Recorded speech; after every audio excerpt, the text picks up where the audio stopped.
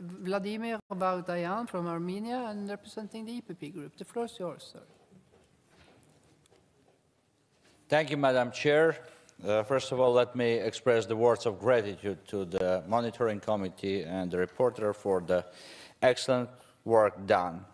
And thank you for identifying the common problems we face, problems concerning the judiciary, corruption, elections, which unfortunately are still the part of our life and the part of the monitoring procedure. For sure, during this period, some countries have bigger and better success in comparison with the others. Some countries still have some shortcomings, but for some of the countries, both in the monitoring and post-monitoring procedure, as well as for the countries in the periodical review, we may call this report as rather regress report than progress report. You know, I agree with previous orators who said that our organization is about promise. We give this promise to our people, we give promise to each of us, and the obligation we are undertaking should be respected and protected, because we are not vis-a-vis obligations, we are obligations before our people, before our values.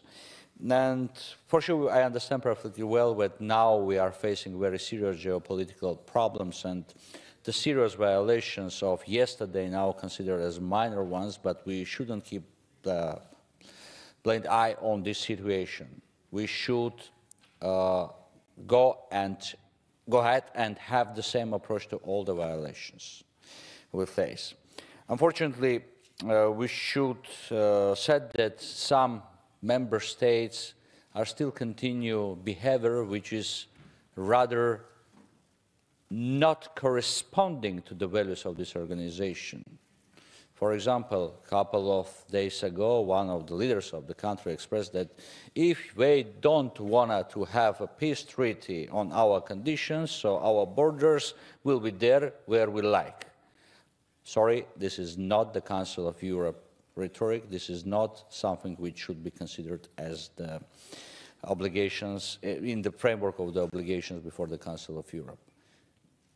Ladies and gentlemen, dear colleagues, at this very moment when in this cozy hemicycle we discussing the issues concerning the protection of human rights, 120,000 people who are protected under this organization, under this assembly, and under this European Convention of Human Rights, we're starving, and we are waiting for any kind of response from international community.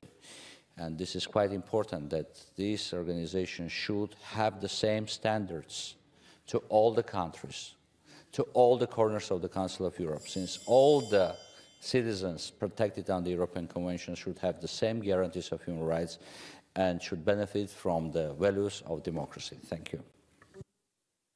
Thank you so much, Mr. Vardanyan. And the next speaker is Mr. Julian